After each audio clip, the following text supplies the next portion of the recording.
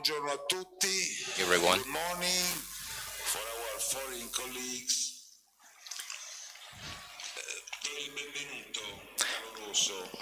I warmly welcome Spence, Professor Charles Spence, and thank you on behalf of our community and the department community.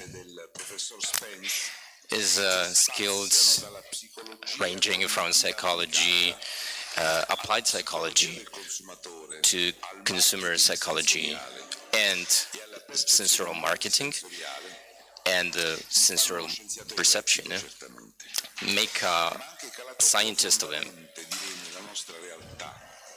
within our reality.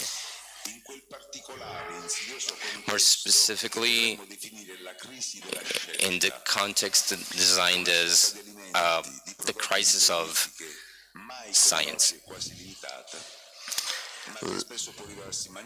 Limited but manipulated and deceivable as well. Professor De Rossi, who got a hold of Professor Spence and gave us the pleasure to hear him, will better trace down his profile. Just allow me to finish off my intervention and thank everyone who participated in this event, and greet all the colleagues and students, both foreigners and remote or in person, taking part in this seminar. I'll speak English as well for our foreign colleagues. Of the whole community of this department.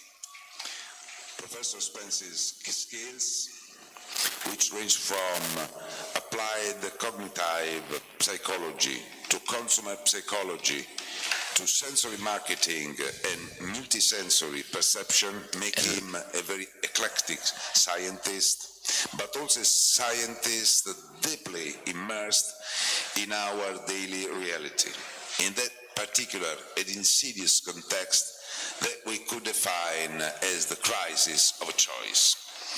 A choice of foods, products, services that never as broad as today can prove to be manipulated and or misleading.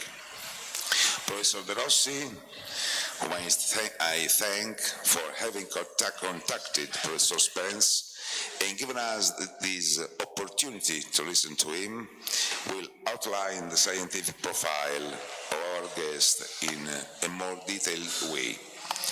Before concluding my speech, allow me to thank everyone who realized this event and to greet the students and all the Italian and foreign colleagues who in person or connected remotely will follow this seminar. Professor De Rossi, a lei prima poi le presenterei il professor Spence. Ora cedo la parola al nostro prorettore vicario, la professoressa Donatella Curtotti, che ringrazio given to Professor Curtotti, vicar of the department, that I thank personally. Dear Professor Spence, it's really my Caro pleasure Professor Spence, to è welcome you at the University mio of piacere Foggia on the behalf of the rector, of us, of our colleagues, of the dean. We are really honored to have you here I think you can hear me, yeah?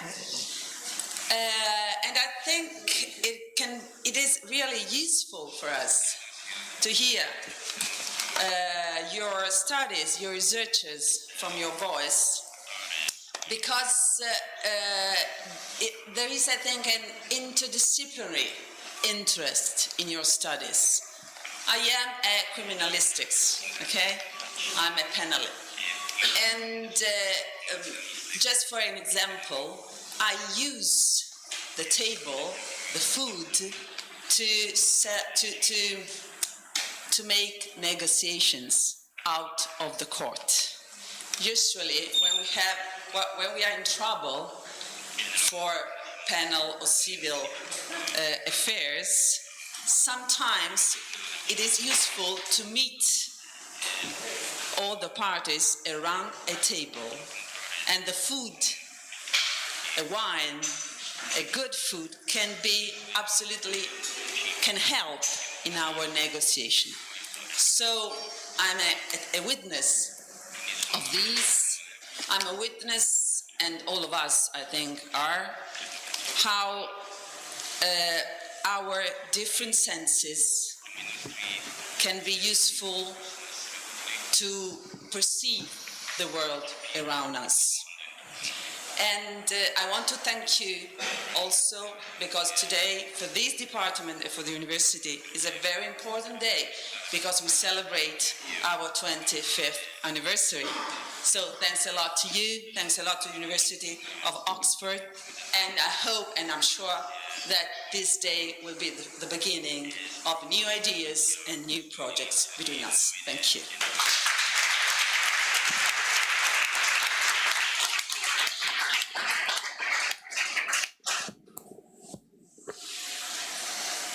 Good morning, and my welcome to Professor Spence. Professor Spence, and I am here as a delegate of the rector for placement of the University of Foggia. Why placement? That's the question. This is because we consider this event today as an important event to open minds of students, which in our class have difficulties in understanding why studying physics to become an expert in food. And so today we have the demonstration with your speech of the real contamination, not of food, but of knowledges, and how physics and all your arguments can add information and add a new vision of food. This is very important because this can open the mind of our students and try to add arguments to what they want to become and what creative thinking can add to their professional career. And that's the reason why we speak of placement and what we call third mission of university, that is beyond didactics, beyond research, and is probably the most important activity of our of university and of our teaching as professor, to try to give some information, to add knowledges of what they can become as working people, what they want to become and what they really like to be in their future job and their future life. So I really thank you, because this can be a very important moment to open their mind and contribute to make them really understand what they want to be, to become happy workers and happy people. So thank you very much for your speech.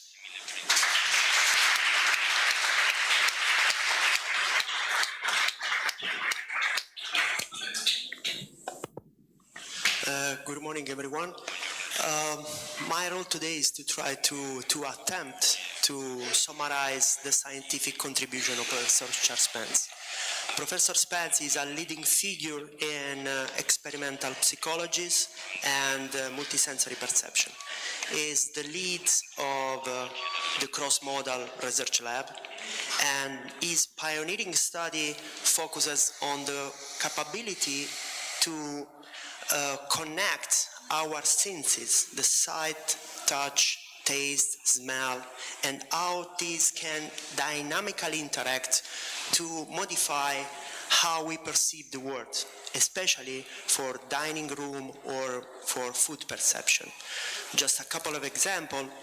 Professor Spence demonstrates that the background music can modify, it can allow us to modify the amount of sugar or amount of salt that we had in our plates. Or also the color can completely change how we perceive some taste. Last night, midnight, I checked the status of publication of Charles Spence.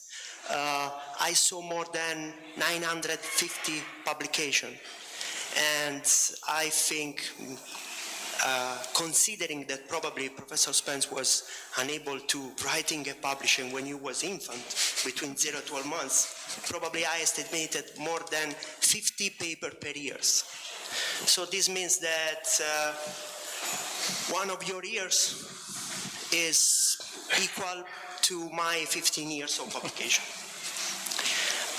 But beyond the academic contribution, Professor Spence also collaborates with many brands and with many companies, allowing to improve the quality perception and also in terms of sustainability, because his experiments are capable to modify some perception. For instance, again, reduce salt or reduce sugar.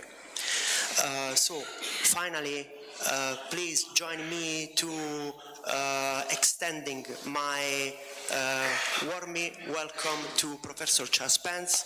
Again, Professor Charles Spence, the stage is yours.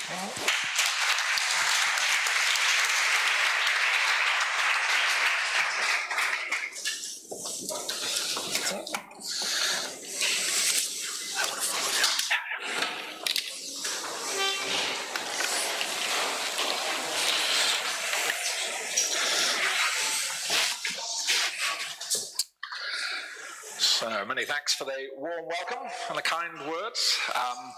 And it is a pleasure and honour to be here on the 25th anniversary to share some of my passion for food and for psychology and for gastrophysics, or GastroPhysics, as they translated the book into Italian. I come not as a food scientist nor as a chef, but as a psychologist interested in the senses, how we see, hear, touch, taste, smell the world around us. And for me, the interest is in application. How do you take the insights from the emerging cognitive neuroscience about how all our senses connect one with another to design better experiences? And that might be for car drivers with brain-enhanced warning signals. It might be paint colours to make people more productive in the office or to sleep better at home. But probably for almost as long as this university has been around, my interest has focused in on the world of food, especially drawn to gastronomy, hence the gastro of gastrophysics. And combining the study of nice food experiences with psychophysics, which is a branch of psychology where you try and understand what really drives consumer choice, perception, memory, and enjoyment, rather than what we think is driving our choice, and so on.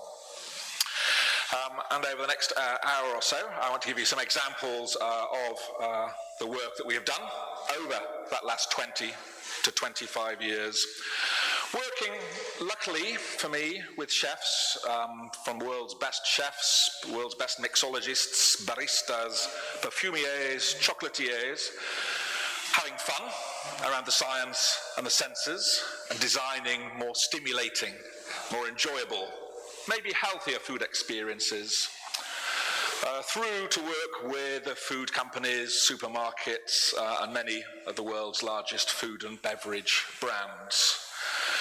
Doing research to try and make foods that taste as good as always, but perhaps have a little bit less of the unhealthier ingredients. I wasn't initially interested in food. I was drawn in by those who are funding my lab, namely Unilever, in about 2000, when they had a fruit tea, Lipton's fruit teas, that looked beautiful, very vibrant colours, that smelled great, but when you tasted them, there was nothing. No flavour, no follow-through. What was going wrong, they asked? How could we solve the problem?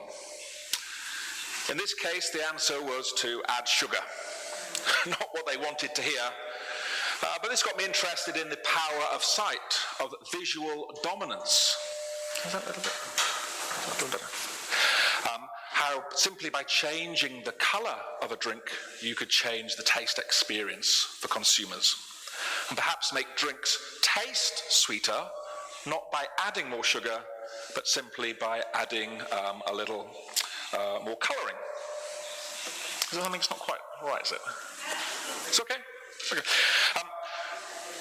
And so we were working with Unilever on their products, and I suddenly realised that flavour is the most multi-sensory thing we do. It engages all of our senses, and it's something we all engage with every day of the year, several times a day.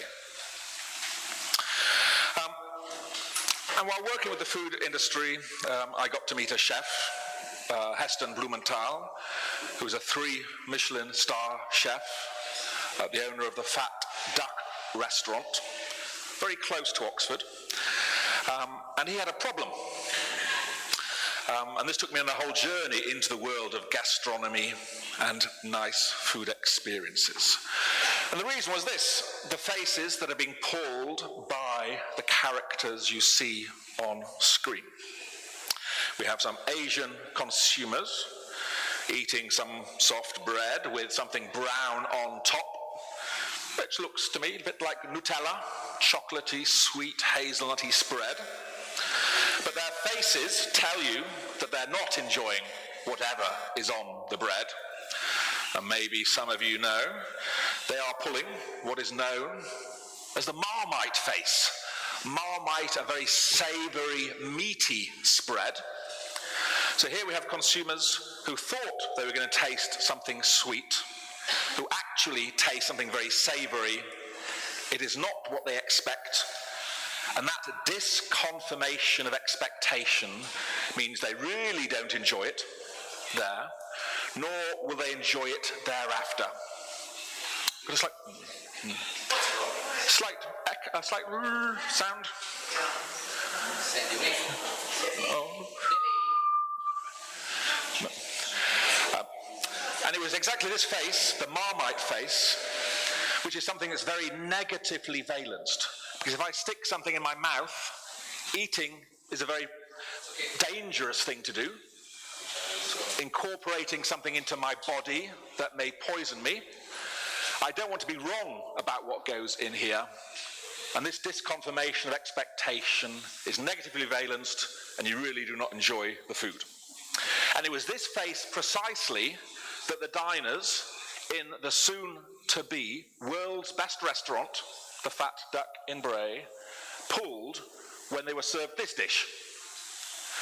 Now, before any dish goes onto the menu in the restaurant, they test it in the research kitchens, they check they can scale it for service, and finally, they ask some of their regular diners to try the dish, to see whether it works, whether diners understand the concept, enjoy the flavour.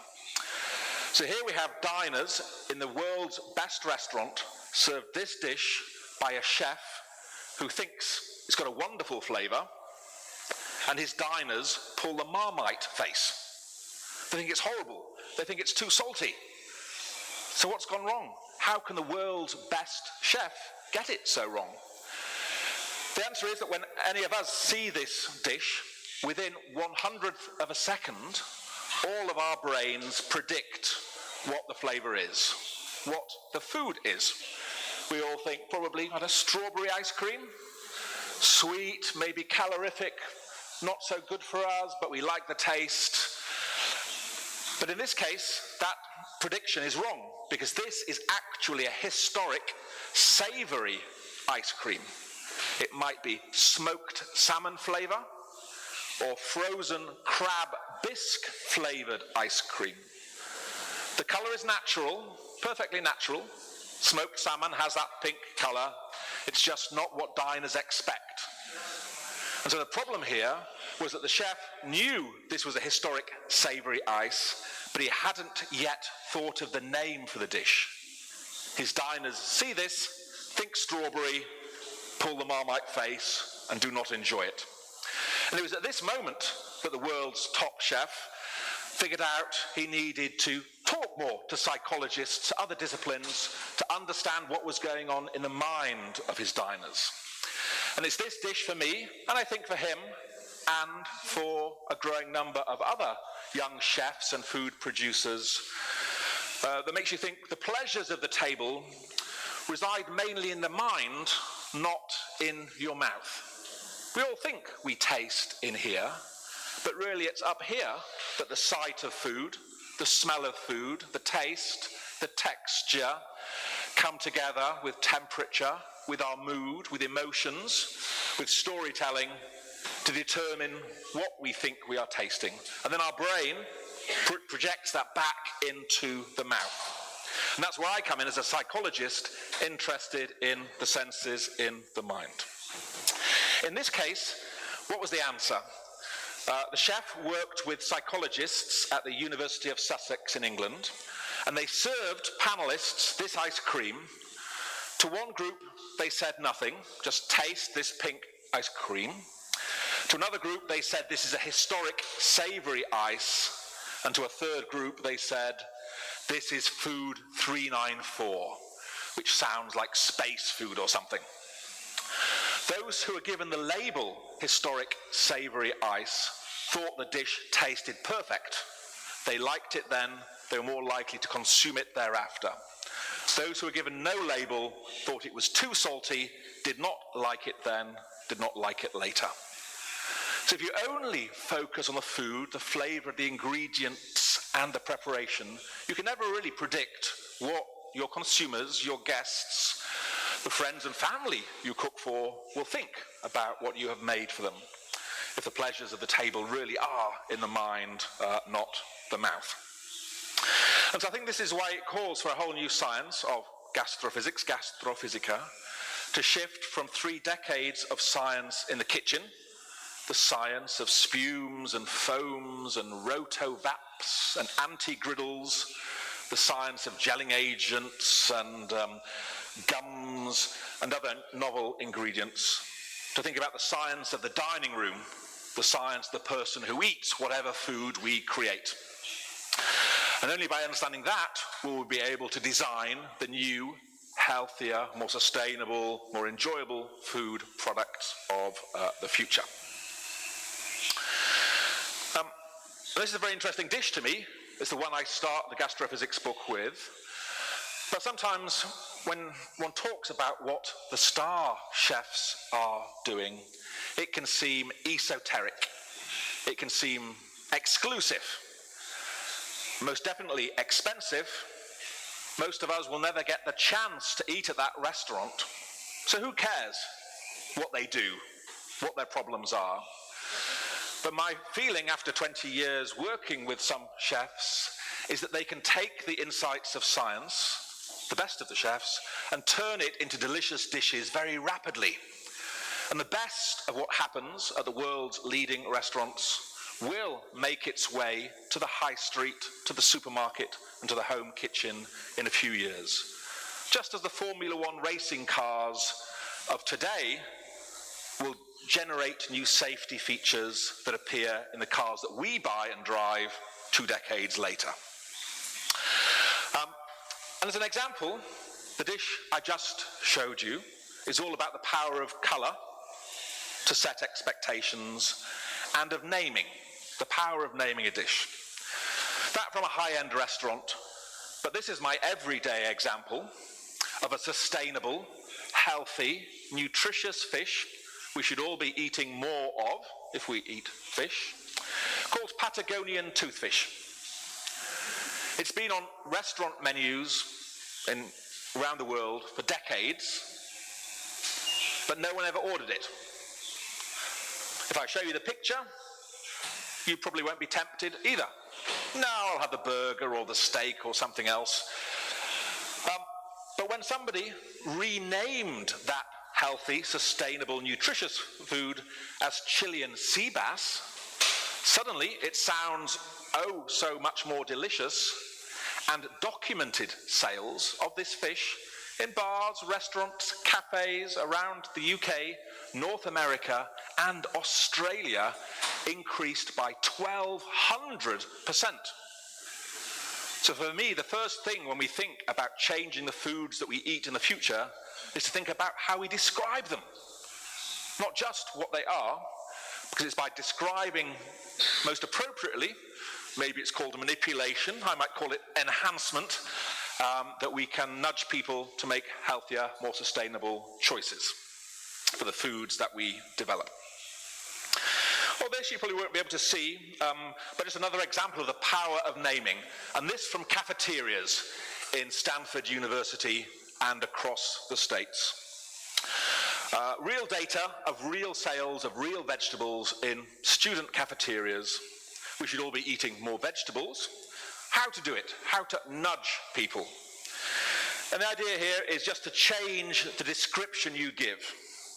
So they compare in these cafeterias healthy positive labels, high antioxidant beetroot, healthy restrictive, a lighter choice beetroot with no added sugar, basic, just beetroot, or the indulgent sensory description, dynamite chili and tangy lime seasoned beets, zesty ginger, twisted garlic and ginger. And simply by that more sensual, indulgent naming, they were able to nudge the students in the cafeterias in many universities to eat more vegetables, or at least to buy them in the canteen. So again, the power of naming from the high-end restaurant through to the mainstream, the insights kind of carry through. Now, one of my other favorite examples when thinking about food is the so-called Provençal rosé wine paradox. And this is an experience that all of us Northern Europeans have of coming to the Mediterranean on our summer holidays, where sometimes the sun shines, and we order the glass of rosé wine, and it tastes wonderful. It tastes so good, we buy a bottle or a case, bring it back home to England, open it with friends or family on a cold winter's night. It doesn't taste the same. Something is lost. Did it get cold or shaken in the aeroplane? No, I think the wine is exactly the same, but the experience is completely different. And if I was a chef, a wine maker or producer or vendor, then I'd want to make sure that my guests had the Provençal rosé wine experience every time, not the experience one has at home. So this is a well-known phenomenon, and I think it's important because everyone has their own version of the Provençal rosé paradox. My Taiwanese students have the English tea paradox. Tea tastes wonderful in England. They take some home for their parents at Christmas. Not the same. Is it the water's different? Is it? No, I think it's the Provençal rosé again. So why all of us, you, me, the average consumer, believe that we can really taste the food, that we would not be influenced by the colour of the lights, by the hardness of the chair, by the colour of the tabletop. In fact, a growing body of gastrophysics research shows that we are influenced by all of these things. On holiday, we're probably in a good mood, with our friends, family, relaxed. You can never enjoy food if you're not relaxed and in a good mood. It simply does not taste as good. On holiday, you'll probably also, you smell the salty sea air, you hear the sound of the seagulls, and that's not part of the taste or flavour of the food, but it is part of the experience, and it affects what we think and how much we enjoy the food. And so understanding the Provençal rosé paradox, what causes it, is really important for those top chefs who are trying to deliver the best taste experience of whatever they serve every time. And here's one solution. I said the Provençal rosé paradox probably partly depends on mood. The better the mood we're in, the better the food tastes. This is from the first chef I got to speak to, Denis Martin, from a 2 Michelin-starred restaurant in Vevey in Switzerland. His restaurant is between Nestlé headquarters and Charlie Chaplin's final home on the shores of the lake. And because of the position, in his words, he gets lots of suits on account coming to his restaurant from Nestlé. They're buttoned up, they're stiff, they're Swiss, their ties on. And when he sees them walking into his restaurant looking like that, he knows he's lost it. They will not enjoy his food as much as he thinks they should, given he is local, seasonal, molecular, modernist, playful, all the things. He's passionate about the food he serves. So his solution is this: brilliant, intuitive, and perhaps possibly scalable. You go to the restaurant, there's no cutlery, no glassware on the table, just that, a cow. A single sitting of 30 diners. Some people get there early, some people get there later. Eventually, everyone is sitting at the table and nothing happens. Well, we're all here now, surely the food should come. Nothing happens until somebody gets curious about the cow. Salt and pepper shaker, maybe? Which one is it? Do you twist the cow and something comes out underneath? That didn't do it very well, did it? People pick it up, and what they hear...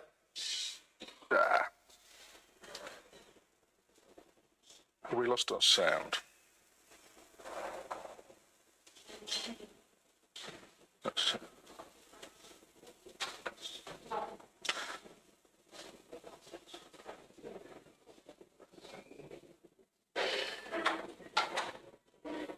We lost our sound? Well,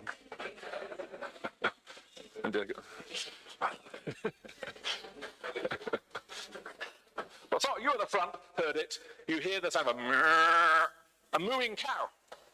And that's what happens. Diners laugh. This is not what I expected in a very stiff, formal 2 Michelin-star restaurant. But night after night, the chef has seen, after the first cow gets lifted, you have tables full of laughing diners, smiling faces, a restaurant full of mooing cows, and that is the moment the first dish comes out, because that is the perfect mental palate cleanser. If the pleasures of the table are up here, not in here.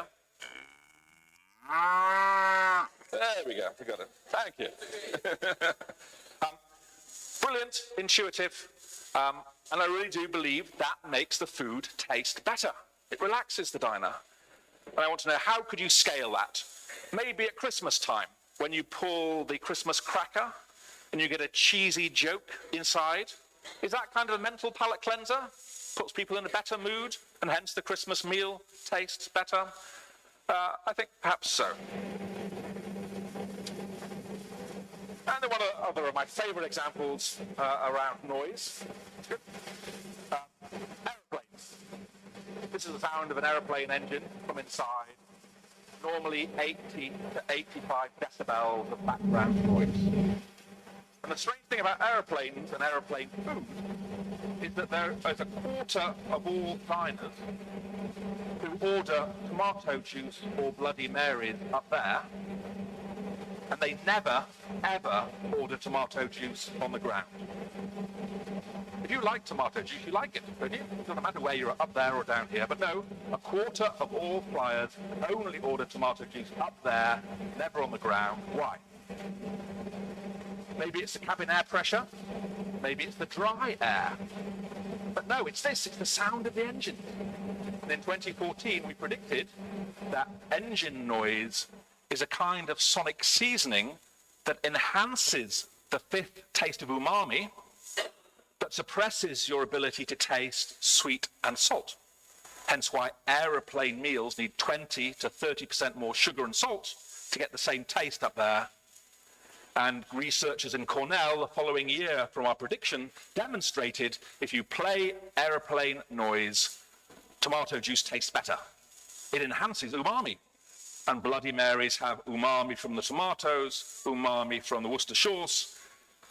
So those 25% are self-medicating in the air, choosing a drink that stands up to the environment, but none of them realize why. None of them ever stop to think, why do I like tomato juice there and not here? Background, the atmosphere affects our choices fundamentally, and none of us really has awareness of what's going on.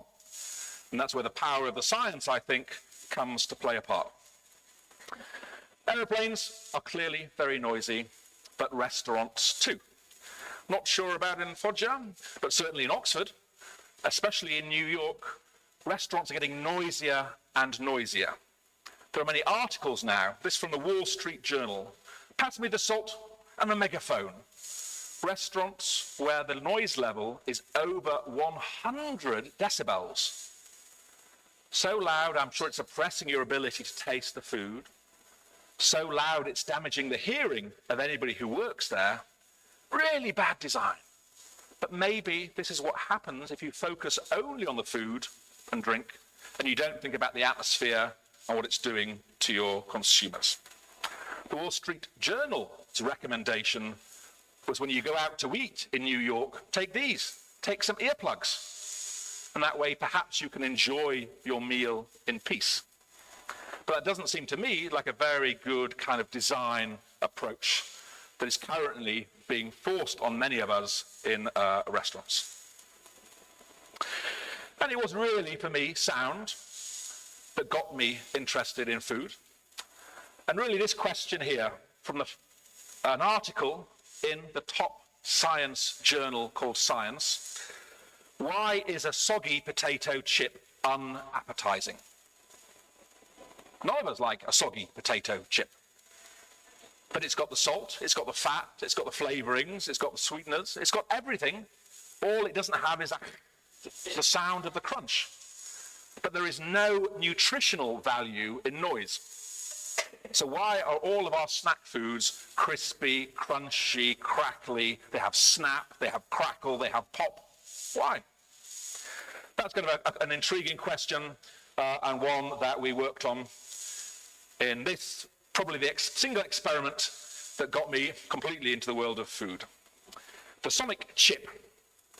We're in 2004 in Oxford in my gold soundproof booth. We have my colleague Max Zampini from Rovereto, and we would feed 20 undergraduates 2 tubes of Pringles. That's 180. Each time they bit into a Pringle, we picked up the sound of the crunch with a microphone. You can see just about there. Took it out of the booth, modified it, and played it back in. And we were able to enhance the crispiness and the enjoyment of the potato chip by 15%, simply by boosting the sound. We published it in an obscure-ish journal, thought nothing of it, Journal of Sensory Science Studies, and then we won the Ig Nobel Prize. Not the Nobel, but the Ig Nobel for stupid science. Why would anybody make a sonic chip? We did it for Unilever, and I think ever since I've been talking about this crisp and the impact of sound on taste. The sound of the food itself, the snap, the crackle, the pop, the sound of the packaging, the sound of the environments in which we eat, be it on the ground or in the air. So this was the sonic chip, and it was used within the food industry for virtual prototyping. Because normally if you want to make a new food product, you go to the kitchens, can you make me something new with this ingredient or that way? You give it to consumer panels, and they don't like it. Nah. You go back to the kitchens, make some new stuff, and it's a very slow process. Whereas here, we can virtually modify the sound of a food product, find the crunch that people like to eat, and then go to the kitchens and say, can you make or bake me that? Maybe they can, maybe they can't, but this virtual food prototyping has been then taken in-house by Nestle, Unilever, and many others. And maybe with one of your local foods I had a chance to eat a couple of nights ago, scagliotti, more or less. That's got crunch, I think. One of its signature features, fried. Would it taste better with a bit more crunch? If I was packaging that for consumers, would I put it in a noisy package? Yes, I would, because noisy foods deserve noisy packaging. And how could I enhance, amplify this sonic quality? Because I know it is a key attribute that consumers desire. It's not part of the flavor, but it is part of the experience. And if we go a little bit further north in Italy, I think chefs are now starting to think about sound in a way they never did before. Here we are, 2016, Massimo Bottura, I guess at the time the world's best chef, up in Modena, I think. He's making his mother's lasagna. There's a video of it. But where is he making his mother's lasagna? In a soundproof room, an anechoic chamber. Why? Now, I'm not quite sure why, but it's certainly something to do with the sound. He's got the microphones there, picking up the sound, the crack of the pasta, the stirring of the pot. And I suspect this is an attempt to trigger the autonomous sensory meridian response in people. Because when you whisper and you creak up in some paper like that, some people go, blah, blah, blah. They have this ASMR response. And there are thousands or millions of people online, ASMRers, who watch people whispering. They're doing things like that. Before they go to bed, they have this blah, blah, blah, and they relax, they sleep better. And there's a very interesting area of food ASMR that I think has been captured very early on by Bottura. Or a little bit further north, I was with Massimiliano last month, Alaimo, Italy's, the world's youngest 3 Michelin star chef. Fabulous restaurant, one of his restaurants, Il Calendre, just outside of Padua. Beautiful food, beautiful ingredients, steeped in tradition, yes, but also with an eye to the future of food. If you go to the chef's website, it's all about crispy, croccante, crustillante, all sorts of words for texture on his website. And he's got a dish that's very interesting to me, which delivers a new food texture. He says, when I was a child, my grandmother would make pasta, and she would use the whole egg, including the shell, because she knew the shell had calcium, and I needed that. So it's a dish with nostalgia, and this chef, the world's youngest 3 Michelin star, makes pasta with the eggshells. So he uses all of the egg, kind of more sustainable, less food waste. He grinds up the shell very finely, embeds it in the pasta, and then cooks it. And that gives a very unique texture. It's kind of like pasta, but it's also got little crystallized bits, a bit like an aged parmesan, but it's actually the eggshells you're cracking on. A wholly unique texture. And in his restaurant, one of the dishes he serves is this all-in egg pasta. And it comes to the table, again, with earplugs. And he recommends you put the earplugs in before you taste the pasta that references nostalgically his grandmother. And when you take out the external sound, then you get much more of the bone-conducted sound, and you're much more attentive to this novel food texture that you've never had before, and is emphasized through the bone-conducted sound in this case. So, another Italian chef who I think is starting to think much more about sound. Away from the chefs, back to the mainstream. I said we were funded by Unilever for many years. one of their top brands is this, the Magnum ice cream. Vanilla ice cream with a chocolate coating. You ask consumers, how could we make our product better?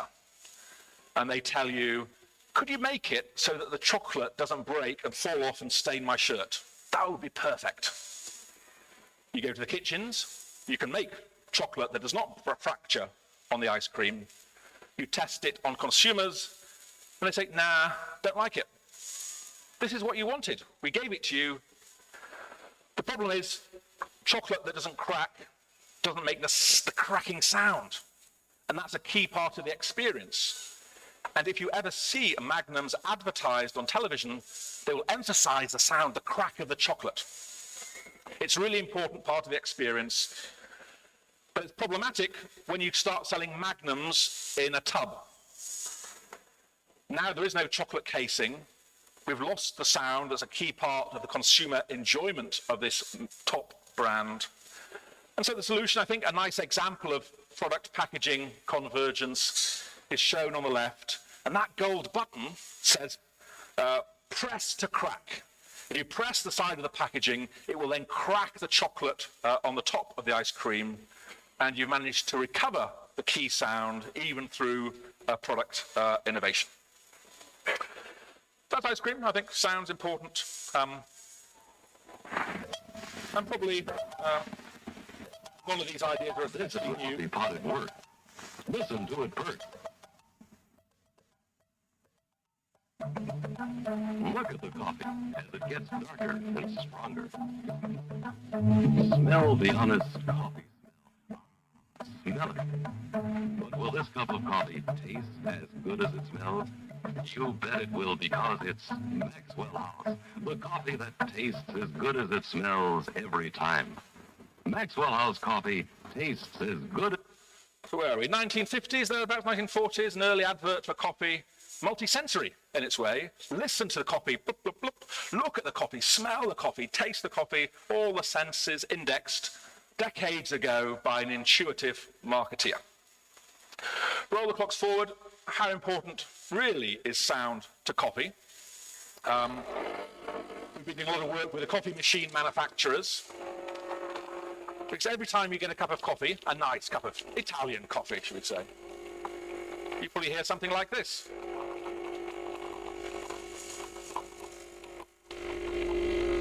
And that's setting expectations about the quality of the coffee you're about to be served. A bit like one of Pavlov's dogs. And every cup of coffee you've had has been preceded by a sound. If you make a coffee maker that makes no sound, it will not succeed.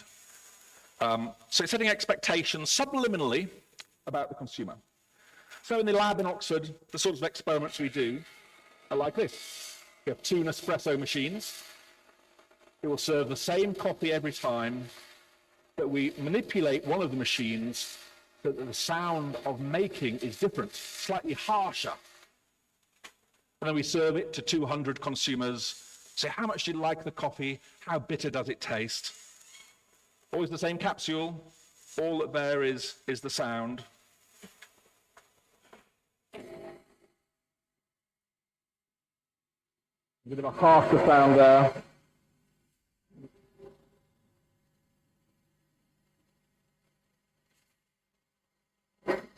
And that coffee on the left is the same formulation, the same taste, but it doesn't taste the same. It tastes more bitter because of the harshness of the sound of making. And if you know that, then you can start to think, just like the car manufacturers who manipulate what your car sounds like if you're a Ferrari driver or a Lamborghini driver. These are artificial sounds of the engine, and you can do exactly the same thing for a premium coffee maker, trying to engineer in the sounds that will set the tastiest expectations for your consumers, even if they never realize what's going on. Okay. So the whole line there, from the sound of food for product innovation to the sound of packaging and the sound of product creation is important. From the gastro end, here we have the world's best chef of a decade or two ago, Heston Blumenthal. He came to the lab in Oxford. We put him in the gold soundproof booth, and he came out a changed chef, saying things like, Sound is the forgotten flavor sense. Sound's an ingredient that the chef can use in the kitchen. And here is his first attempt in the restaurant for digital cutlery.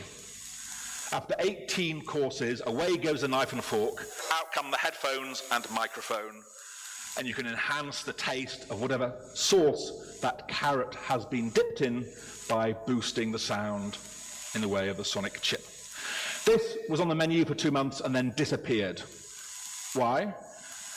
Because ladies of a certain age who go for a once-in-a-lifetime meeting would have their hair done like so, and when the waiter says, will you put these headphones on, you feel a bit self-conscious. Spoils the hairdo. It's not worth it for the experience. So the dish was withdrawn, but it comes back the next year as this. The signature dish on the world's best restaurant for a number of years. It's been the signature dish for 2 decades now. The sound of the sea seafood dish. A plate of sashimi with some sand, foam, seaweed, looking like the seashore. The waiter brings you a conch shell with some earbuds. When you put the earbuds in,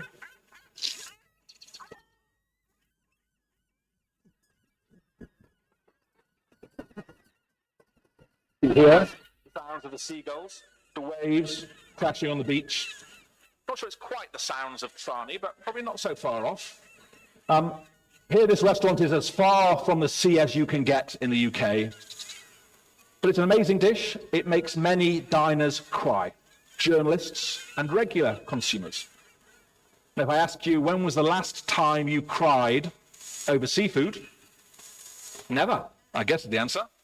But something about this dish does it. It's an extraordinary food experience, and it's the first example of digital technology being brought to the dining table to enhance the dish. It gets modified in a sustainability angle by another London chef, Joseph Youssef. Not famous yet, but a young Anglo-Egyptian chef who's interested in the science of gastrophysics for his tasting menu. And he serves jellyfish as the first course on his tasting menu. Not because he thinks you like it, not because he thinks you've ever tasted it before, but because it's sort of a healthy, sustainable food. Jellyfish are invasive. The oceans, the seas, the Mediterranean is getting fuller and fuller of jellyfish. They're invasive, they're causing many problems. As global sea temperatures rise, there will be more of them. We have to eliminate them. And the chef's idea is, why don't we eat them? Western diners say no way. Jellyfish sounds jelly-ish, slimy and something, I'm not touching it. But if you curate the experience, the total experience, as this chef does, then maybe you can make something to change people's behavior. He serves the jellyfish wrapped around some tweezers or chopsticks, because this chef has no fork. He says, if I give you a fork, you don't think, you just eat. If I take your fork away, you've got to think a bit more about how will I consume this food. Serve with a cucumber gazpacho. And the thing about treated jellyfish is it has no taste, it's pure texture. That's it, it's just crunch, nothing more.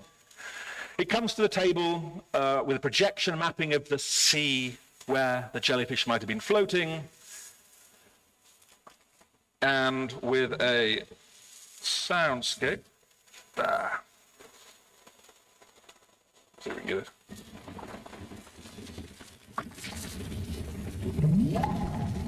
Get the board where the jellyfish were floating.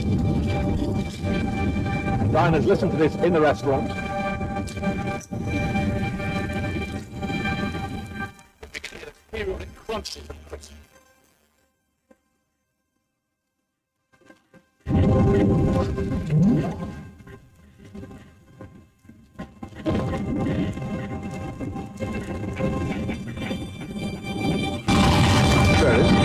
And something amazing happens, because sometimes you crunch the jellyfish, but the headphones don't crunch. Sometimes the headphones crunch, but you're not crunching. And sometimes it comes together, it unifies. And all the time your brain's trying to figure out as a diner, was that me? Was it the headphones? Segregation and separation. and really draws you in a mindful way to the dish. And hopefully, if your first experience of jellyfish is delicious, you'll be more likely to order it again if you see it in a restaurant or in the supermarket. And all these examples of sound and food. When the sound of the sea first came out, we thought it was original, never done before. Of course, nothing has ever not been done before. And I soon came across F.T. Marinetti's Futurist Cookbook from Northern Italy from 1932. There he is. And in Milan and thereabouts, he was serving frogs' legs to diners, 1932, with the sound of croaking frogs. Now, if any of you are frog experts, you'll know that that sound is not the edible type of frog.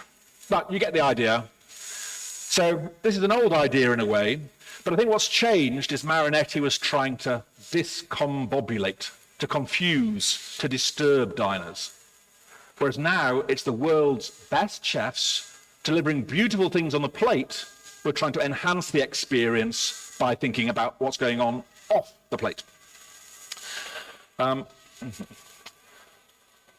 in the spirit of Marinetti, this is one of the favorite dishes that have come out. It's from the chef of the jellyfish. He has a 10-course menu, and he says, I'd like not to give any animal protein, but I kind of have to. If diners are paying 200 euros for dinner, they expect animal protein somewhere.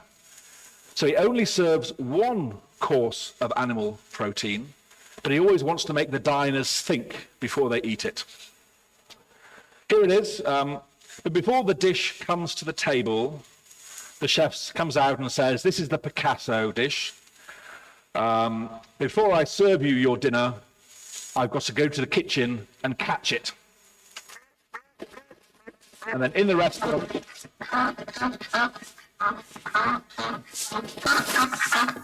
you hear this.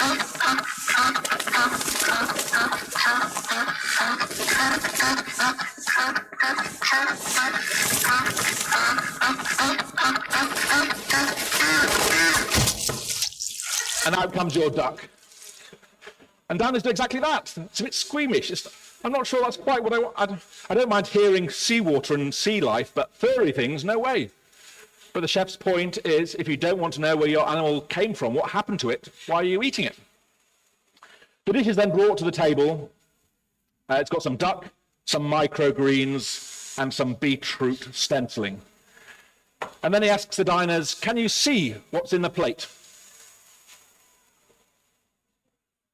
It's a bit like a recherche ink blot. Can anyone see anything in the plate?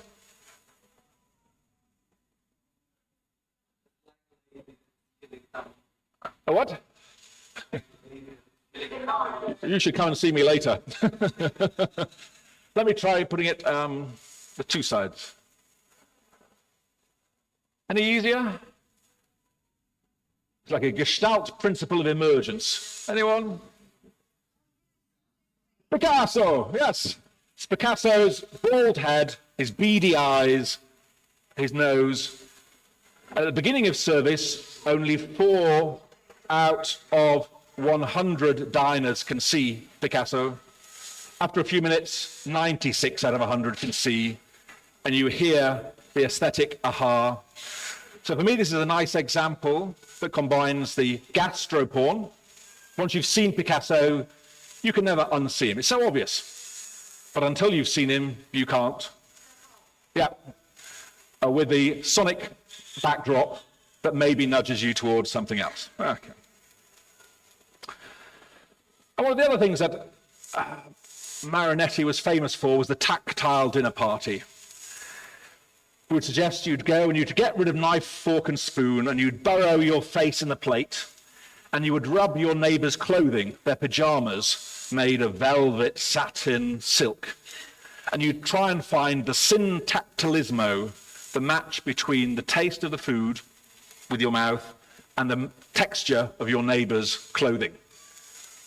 Bizarre idea, 1930s. Maybe it sort of links to this. I guess this is a little bit earlier, from across the other side of the coast. What do you call them? The Mangia Macaroni. 1700s and 1800s in Naples, a big tourist attraction. People would come from the UK to see the poor of Naples eating pasta with their hands, all in one go, no cutlery at all. A bit sort of, maybe these days of an unpleasant sort of form of tourism, and maybe linked to the changing price of wheat, meat, and such like. But an interesting stage, and sort of a notion of eating pasta without cutlery. I mean, is the fork really the best way to eat spaghetti? Cold, hard, maybe not.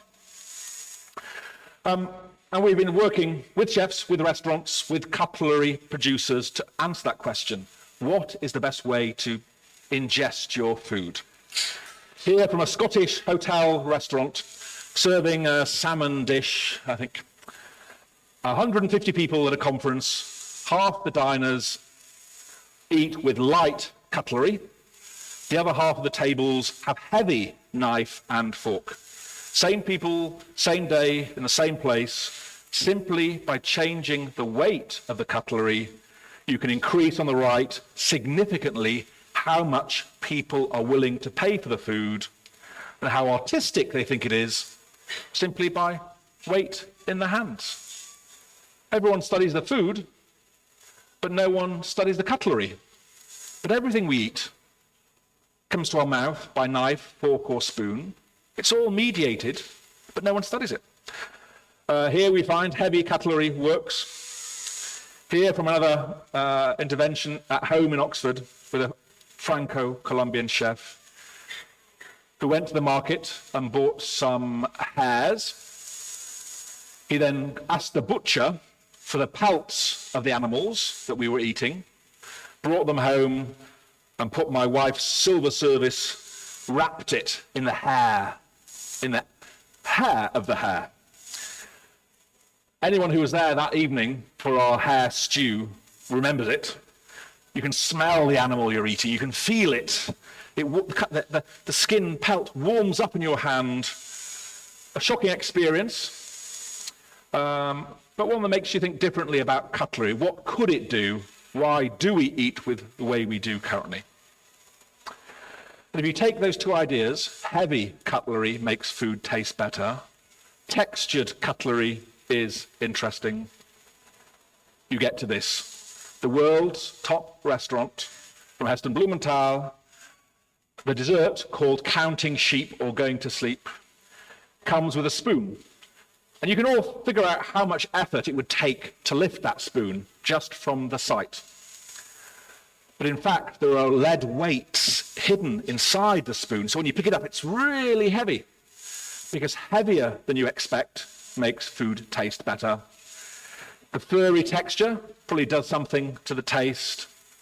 And it's also embedded with fragrance of lavender, something matching semantically the notion of going to sleep. This probably won't be on sale anywhere anytime soon. But it's just interesting to see how the top chefs experiment with cutlery and think, why are we doing the things the same way we always did? What would happen if we changed it? Just shifting now a little bit to the visuals. Here, a young South American chef. Never met him, but we've talked to him over the internet. Albert Landgraf. His signature dish in his one Michelin star restaurant is this. Some onions, tapioca spume, and some other stuff.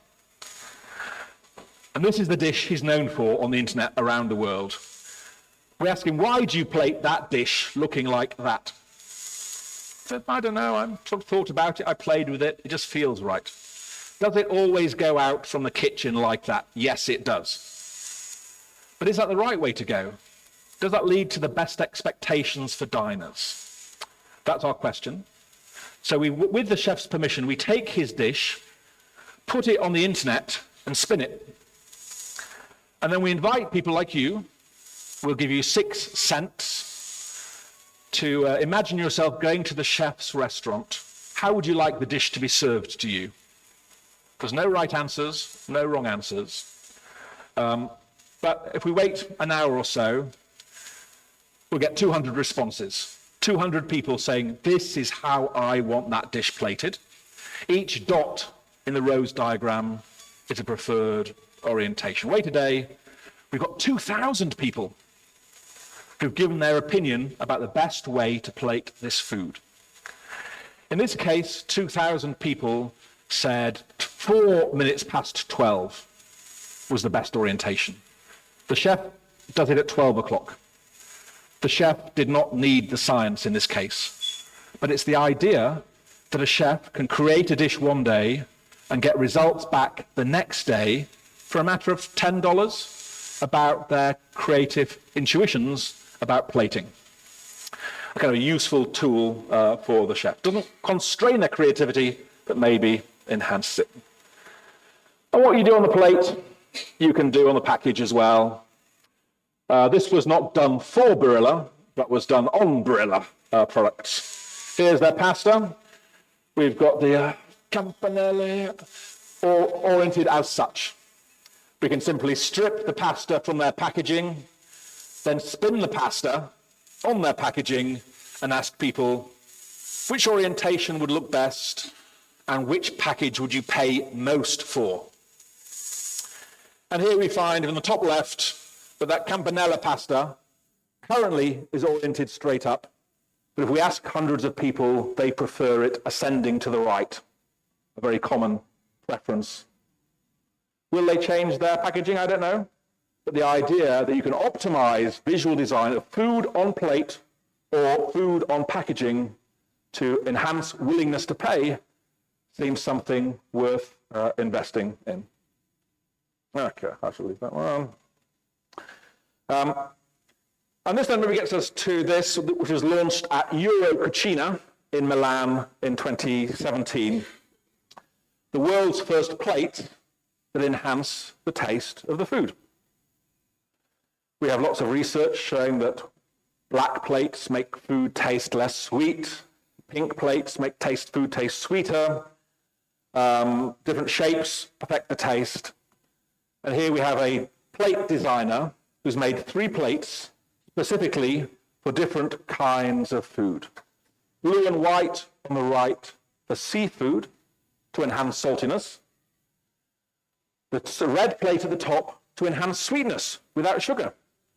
Because you think that sweet is round, we all think sweet is pink. Combine those two things, and we think you can enhance the sweetness of a dessert, reduce the sugar, keep the perception the same. Not the mainstream sale yet, but the idea that the cutlery and the plateware are not passive, they're actually part of the experience, they can be studied and optimized, is one that a growing number of plateware manufacturers, kitchen manufacturers, and chefs are thinking much more closely about. The other way we look at the plating is not online, but is with dishes like this, to test Apicius's claim that we eat first with our eyes. This is a painting from Kandinsky on the right, hangs in the Museum of Modern Art. On the left, the chef's Kandinsky salad. 30 healthy salad ingredients plated to look like one of Kandinsky's paintings. Here he is. Maybe you recognize him from The Last Supper on Netflix. He was a semi-finalist there. We're at home in Oxford, 12 Kandinsky salads, eaten with a paintbrush, because forks are boring, your lips are sensitive, eaten from a painting canvas, because you are eating a painting after all. We really enjoyed it there, which gave us the strength to then test it in cafeterias and in restaurants.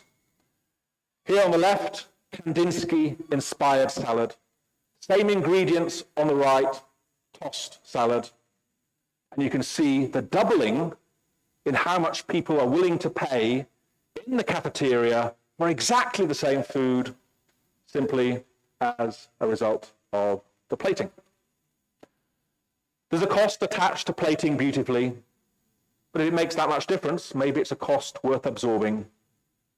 We can do the same thing for latte art on your cappuccino. Again, it makes the food taste better. And we can measure it with GastroPhysics, not constraining the chef's creativity, but hopefully enhancing the experience.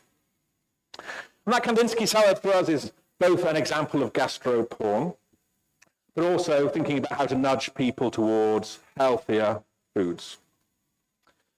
Let's give you a couple of other examples in that space. This from my brother's restaurant. He was a city worker, got fired, and in late life, he's become a chef outside Oxford. And this is one of my favorite dishes from his restaurant menu, weeds from the yard. Weeds, just a side salad, not weed. There's a weed in some countries, jack of the hedge, sorrel, there are many weeds. We never think of eating them. Weeds are things, plants that you can't get rid of, that grow by themselves, that are very hardy. So why don't we eat them? If there's something that grows by itself, you can't get rid of, that's ideal food. Perhaps not Japanese knotweed, which is illegal to plant in the UK because it destroys buildings, but it tastes like rain. And for my brother, the chef, is just this, let's rethink weeds. They're all around us. We used to forage a lot, and there's some beautiful flavors here as an alternate food future. If we all try and forage, there won't be enough, I guess, but as a step in that direction. Not just the weeds, but also the flowers. We used to eat flowers quite a lot. Today, we think of flowers as table decorations, nothing more. But how can we reposition flowers?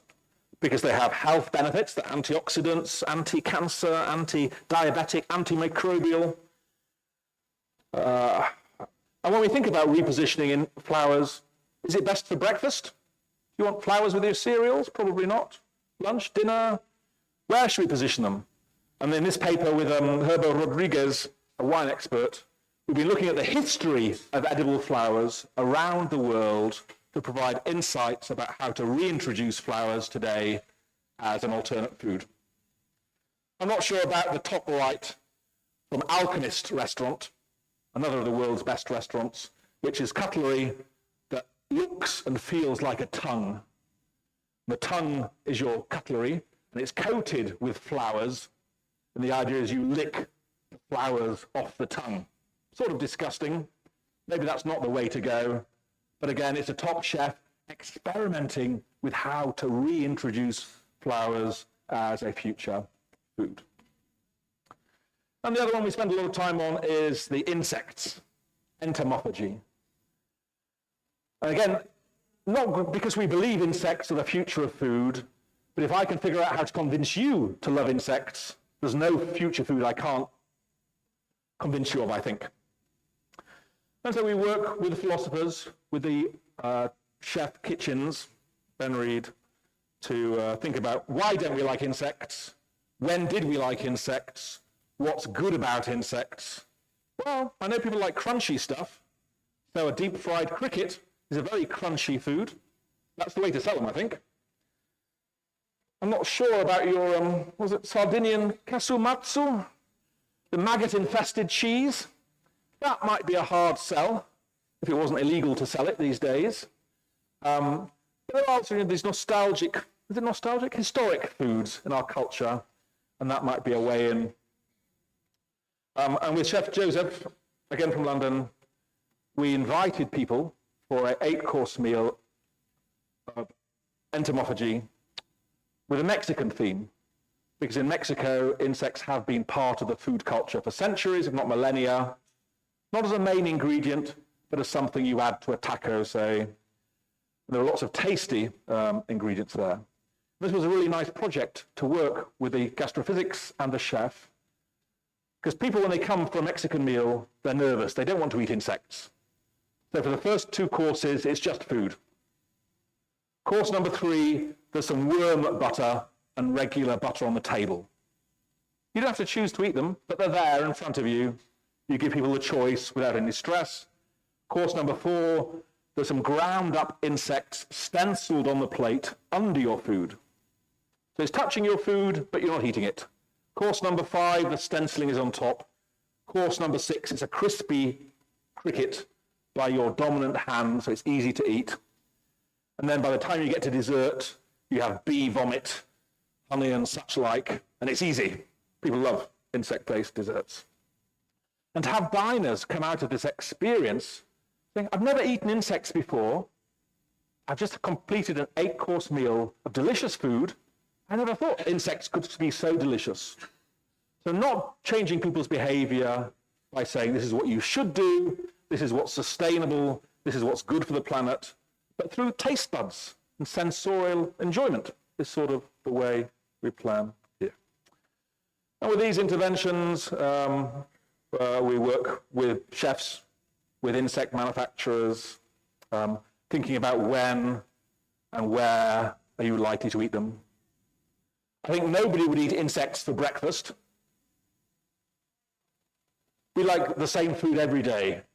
We have different food behaviors, I think, for breakfast. Lunch and dinner can be interesting and innovative. And we ask people, and the most likely situation in which people will eat insects is with their friends at the pub in the evening. On a romantic date, forget it. Breakfast, forget it. But pub, so you can find the situations when people say, yes, I would try them, and then design the food solutions for them. But even if we never convince the humans, maybe in fact the answer is going to be for pet food. But in fact, I think the market for insect-based pet food is something like 50 billion euros at the moment, or estimated to grow to that. And that's probably where most of the insect food will end up as pet feed. But even there, suddenly that opens up a world of experiments to think about GastroPhysics for Fido, for your dog. What colour should the dog's bowl be? Is there a certain music that makes dog food taste better? Do dogs start salivating when you open the can of pet food? Are dogs visually dominant, or do they smell dominant? All sorts of stuff there to investigate. And also the relationship between the owner and their pet. Because many dog owners spend more money on their pet food than they do on their own food. And if you don't want to eat insects, are you happy for your dog to eat insects or not? All sorts of kind of co-deterministic stuff there. Okay, just to finish up, thinking a bit about digital technology and taste. This from a project with a colleague down in Naples, Giovanni Califano, from the economics department there. And we've been creating digital images of food. So here you see 2 pieces of carrot cake. One is real carrot cake from an Instagram post, and the other one is AI generated by DALL-E. If you can tell which one's which? The right one is what? Real or fake? Real. Yeah, the one on the left is fake. Something maybe about the lighting direction is too perfect, maybe. So we've been doing experiments creating real and AI-generated food images of different product categories, going from unprocessed carrots to processed carrot juice to ultra-processed, I think you'd agree, Antonio, carrot cake, and seeing whether people can tell the difference, and if they can tell the difference, do they like the food more or less? So far, if you use the free AI software, people can generally tell the difference, especially if they're younger. Older people find it harder. But as soon as they know it's an AI food image, they like what's being portrayed much less. I think there's a really interesting space opening up here that many of the food images that we see in the future on restaurant websites, on Instagram, may be generated by AI and not represent a real food. And then the question of what happens when you ask AI image generation to generate a more energy-dense food. Can it create food porn that's optimized for our brain circuits to be ultimately desirable, but perhaps not so healthy? That's one example of technology and food. This is another one, AR headset with sushi. You can see whenever the person puts their hand over the sushi, we can change the fish. We're thinking about a future here when we've fished the seas to extinction of our favorite sushi fish. What will we do? Well, maybe we'll get an AR headset No QR codes, no meta cookies, but we're going to have a playful interaction to change the fish we think we're eating, and through visual dominance, probably change the fish that we experience ourselves eating. All this from a London restaurant, which really for me is the kind of the end of the journey, from starting the Fat Duck restaurant for a once-in-a-lifetime meal with the earbuds. The restaurant brings the technology to your table, to thinking about how the technology in all your pockets can be repositioned to enhance food experience. 5-course meal in a London restaurant, 1 course about taste, 1 course about touch, sound, and it's the dessert at the bottom, the Sonic Cake Pop. It says, please take out your telephone and dial 06845 680 2419 if you want to make your dessert more sweet. Dial a different number if you want to make your dessert more bitter. Here is a diner in the restaurant with their technology, listening to a track that might be bitter, that might be sweet, like a brrr. And they're eating a chocolate lolly, you can see. Or, if they dial a different number, they can hear this, more tinkling, more high pitch. If that sounds sweeter or more bitter? Sweeter. Gotta be sweeter. There's no right answer, but 900 out of 1,000 people think high-pitched tinkling sounds are sweet, low-pitched sounds are bitter. Picked up in lab research and online, fed back in the restaurant, and a ubiquitous technology to sonically season your food. For the first time, as a one-off experience, but then taken to Beijing, to the Jin Cafe, where they play this music in the cafe all day long. I think it might drive me mad if I had to work there. But the idea, at least, that they can reduce the sugar in their cakes and pastries, but keep the taste the same by sonically adding sweetness, is an intriguing idea that's perhaps worth following up in the longer term. And we've got now sweet music, salty music, bitter music, sour music, and we've got spicy music. This from a restaurant in Nashville, Tennessee, a mildly spicy mango salad. And when we play this track, high energy, high speed, we can significantly amplify the spiciness of the dish.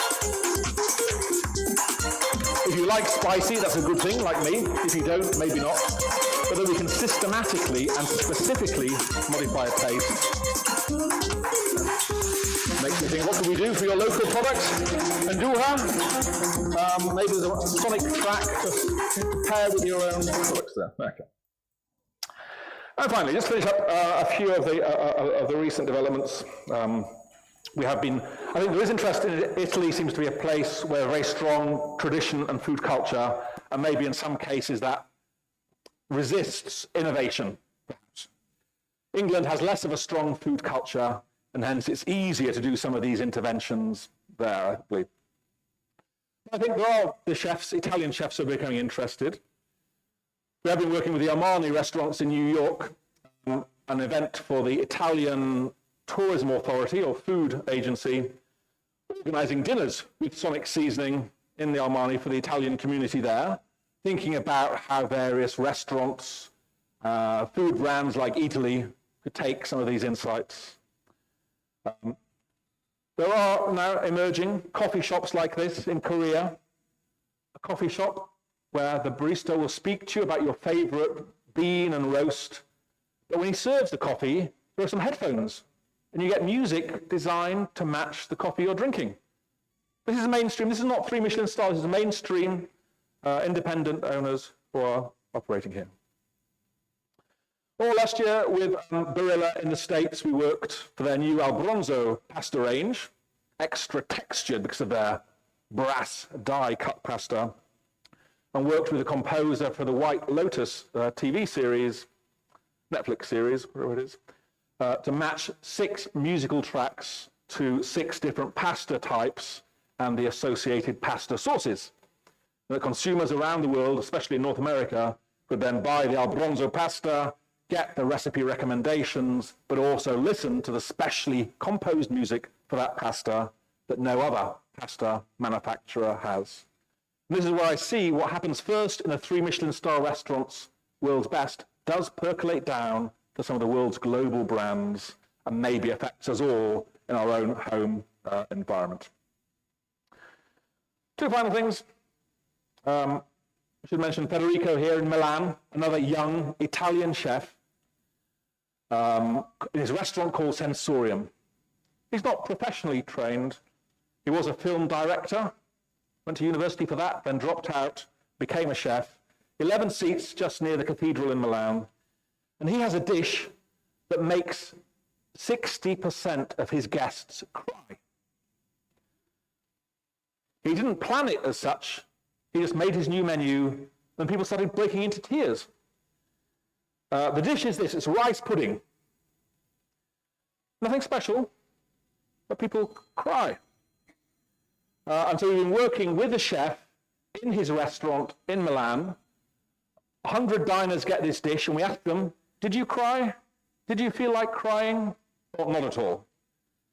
100 diners get this dish without any of the trimmings, without the music, and we gave the dish to 100 delivery drivers. Here's rice pudding. Did it make you cry? Of course not. So people cry, but it's not about the rice pudding per se. And we think what's going on here is that when this dish is served, there's nostalgic storytelling. There's the sound of a school marm. There's an old man recounting his life. There's some very low frequency vibrations that stimulate your body. And something about that is making people cry. And those who do cry for the rice pudding like the food significantly more. This for me is really nice because it's an extraordinary response to food. Not just making things a bit sweeter, a bit saltier, but making people cry, something that I first came across with the sound of the sea dish. And then working with the chef in their restaurant to do experiments with real paying diners is a really nice way forward. Will hopefully help the chef and his team to innovate for their next new dish. And the 2 other ones are the extraordinary. This from a London Chef Joseph again. A dish that looks disturbing. A heart served in a kidney tray with a scalpel and a syringe. And when it's served in the restaurant table, you've got the heartbeat, and we can even make the heart throb magically with a color illusion. This is just beetroot and rhubarb, 2 everyday ingredients, but by the way they are presented, you can make a completely memorable dish that stays with people for months. I remember that dessert. Sort of magic with food in a nice way. And finally, this is where we're going currently. It's been a great journey to think about how we can modify the taste of food, add sweet, salt, sugar, fat perception without any of the unhealthy ingredients, through thinking about the total experience. But now it's shifting more towards saying, knowing what we know about the mind of the diner, the GastroPhysics, can we deliver extraordinary taste experiences, things you've never had before? Maybe that's crying over fish. Maybe that's awe-inspiring food. Maybe it's that ASMR response again. Or maybe it's magic food, food that changes flavor as you eat it. And my final example here, this has been a very fun project between the chef, a professional magician, and myself, analyzing what the chefs do in terms of magical food. Because we love magic, we love food, so we should love magical food. But there are very few examples of it. Maybe because magic is what we do not understand, and eating something I do not understand is dangerous. But that's why there's no magical food. Well, we found a few examples at least. On the top left, the oyster leaf. It's a leaf from the Scottish shoreline, naturally growing, that tastes just like an oyster. And if you serve it the right way, it seems magical. how did they make that sage leaf taste of an oyster? On the bottom left, we have the hot and cold tea from a fat duck. A cup of tea, when you drink it, it's hot. You then turn the cup around, drink it again, and it's cold. Turn it around, it's hot. Turn it. How does that happen? It can't be. It's actually a gel chopped very finely, so it's a solid, not a liquid. It works. And on the top right, the chef of the mooing cow, Denis Martin, I said he was playful, and he has a dish called nothing, rien. He comes to the table, an empty bowl with a spoon, and then the waiter comes and pours nothing. Enjoy. In this case, it's a transparent, edible, flavored gel that's been put on the spoon where all the flavor is. Another great example, and sort of playful. And so through this exploration of the history of magic and food, and then the contemporary exploration of it through Michelin-starred chefs, the solution we've come up with Chef Joseph is this. The dessert in the restaurant is a row of light bulbs that are illuminated. The chef brings them in, illuminated, and then drops them on the dining table. They all smash, glass everywhere, and that's your dessert. And people think, I can't eat broken glass. That'll cut my mouth.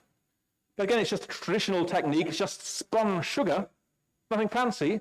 But in the way it's presented and the storytelling, you can create something, I think, magical.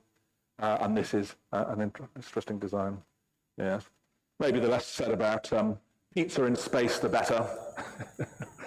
But I shall leave it there. But hopefully giving you a sense and a flavor, if you'll excuse the pun, for my excitement about food and the interface between the creatives of the kitchen, the bar, the chocolatiers, the perfumiers, the baristas, and the science of the senses that I think is gastrophysics, and of some of the directions this research is taking, starting with once-in-a-lifetime experiences at the hands of the world's most creative chefs, but then percolating down to the mainstream, to the world's global food brands, to think about how we may nudge all of us towards a tasty, healthy, sustainable, alternate food future, where we'll be eating things that are probably quite different from those that we eat today. That's it.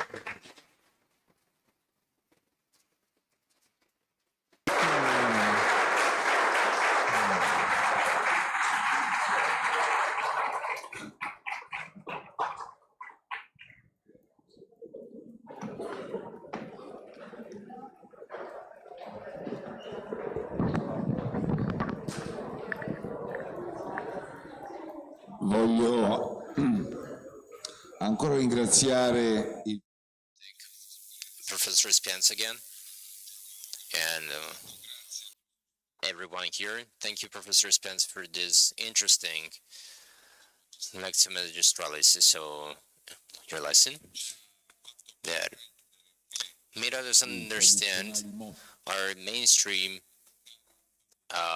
habits and are very low, not exactly what we think. There's more to it. And also because of food, the food experience is one of the most fascinating activities. I thank Professor, ringrazio il professor Spence di nuovo per la sua lezione magistralis.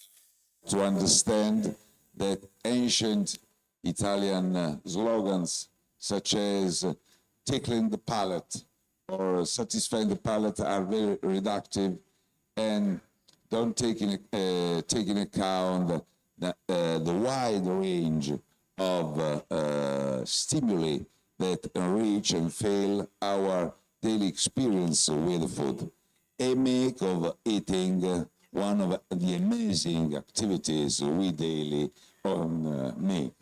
Thank you very much again.